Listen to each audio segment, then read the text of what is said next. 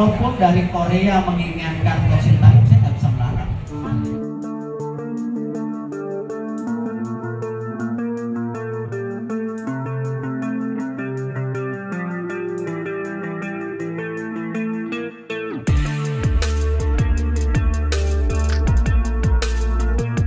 Kalaupun dari Korea menginginkan Coach Sintayong, saya nggak bisa melarang.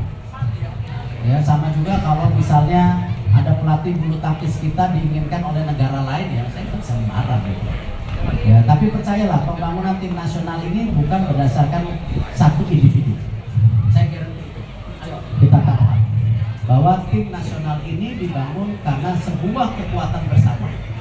Pemerintah hadir, PSSI hadir, supporter hadir, ya, tim pemain yang cakap, ya, official yang cakap, dan juga pelatih sekaliber Coach Sintayong. Jadi itu polisinya saya.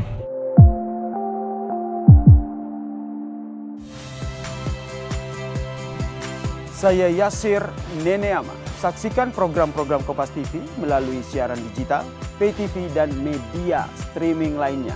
Kompas TV, independen, terpercaya.